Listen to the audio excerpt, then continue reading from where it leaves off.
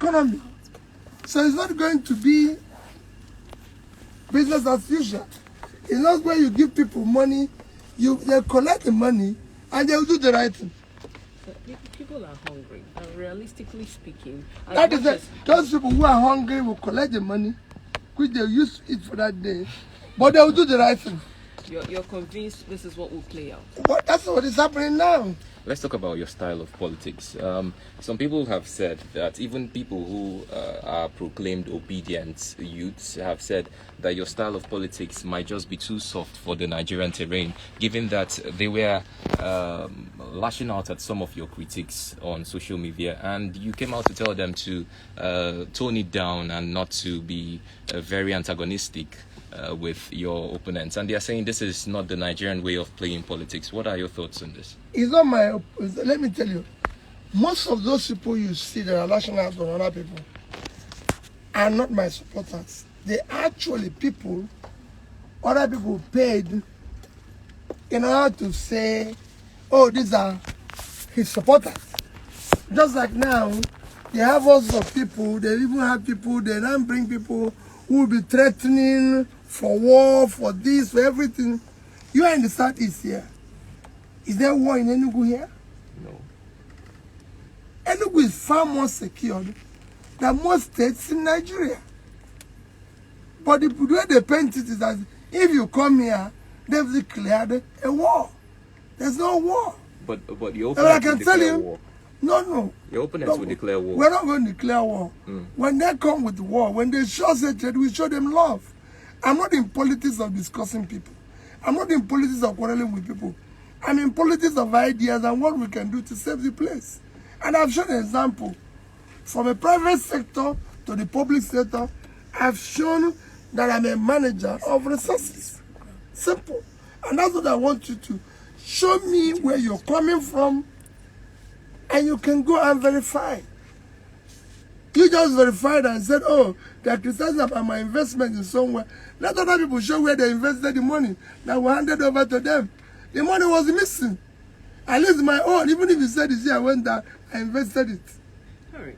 There was something Buba Galadima said, and not just Buba Galadima, most of the political elites, they've pointed this out. And that is the fact that you are very good with the economy. Talking about politics, two things are involved. Either you win or you lose. So there are chances that you will emerge, and there are also chances that you will not emerge. So let's say, for instance, you do not win. Will you accept an offer from a Tinubu or from an Atiku to work with them in their administration? Well, you said, it's a bit confusing. You said that every politician, nobody have ever said Peter Obi is not competent, that he is competent in economy. Right. What is Nigeria problem? Economy. Period. If it is economy, why will you put on the bench a player that will start the match?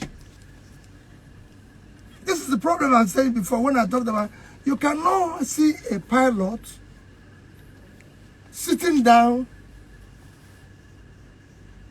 and you go and hire a driver. You could be on the pitch and you get substituted. No. That's the reality of the game. But you start it because you have an idea what it is. What if you don't start? Well, that is the problem of the country. That's what I'm saying. If you know the economy, the economy is the problem. And so far, we need somebody who have an idea, who have experience, who have done, and who have even done same in a place where, how do they say, penny wise, pound foolish. So if you manage penny where, who give you the pound? I guess my question is, will you everywhere, work with a Tinubu or an Atiku? I'm not looking for a job. I want to save Nigeria. It's not about looking for a job. It's about you contributing your own quota. Look at what I said. I, Peter Obi, want to save Nigeria.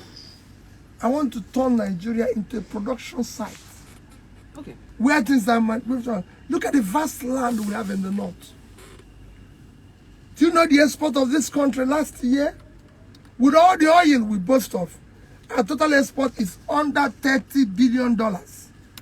It is unacceptable for a country sitting on 923,000 923,000 square kilometers of land. 200 million people. And our total export is under $30 billion. In 4 years, can you achieve a significant change? I just give you an example. Morocco is 36 million. Total export is over 50 billion. And this is not a first world. Vietnam is not a first world. Vietnam is sitting on 331,000 square kilometers of land with 100 million people. Total export, $312 billion. And what did they export? They didn't export natural item. They exported manufactured goods, electronics, clothing, 32 billion. Twice what we earn from oil. They exported footwear. When they talk about footwear, it's not shoes and everything. 23 billion. More than what we earn from oil. That can be done in Aba. I will turn Nigeria into, yes, we're not going to do it overnight, but we have to start what will make it to work in the future. I have to put it on the right road to where it's going to be. We can't even feed ourselves. With all the vast land we have in the north. The Borno state we'll talk about today, Borno is a state living on 70.9 thousand square kilometers of land. And we're not doing food export from there. They can feed Nigeria. Netherlands is just 33,000 square kilometers and they're exporting 120,000 worth of agricultural materials. We have Niger, 76.3 thousand square kilometers. We have, I can go on and on. We have Taraba, 54.5 kilometers. How can we? We'll turn it into a production site, putting Kaduna and Kaduna as a processing center. Then come to this side, turn from Aba to Newi into a manufacturing center. Lagos, become a financial center. You can change this place. I know what to do to change Nigeria. No, that's what we need. Saving Nigeria and repositioning Nigeria towards its path to success are two different things. No, they're not two different things. Everywhere in the world, if you want to be a member of G7, you know, have you seen member of G7, G20? Have you heard of that? Right. It's driven by economy. All right. The healthier you are, the more you are invited to that meeting. The more economically healthy you are, the more you are invited to a meeting, even as an individual, even in your town. If they find out that you have not, nobody invites you to a meeting. So the healthier you are, so if you hear G10, G20, it is healthiness.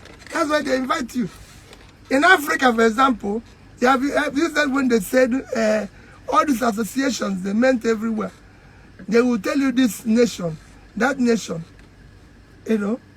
One key factor that would accelerate productivity, like you said, you want to turn Nigeria from a consuming nation to a productive nation. One key factor is power, and you went to Egypt to check out what they've done to revolutionize their power.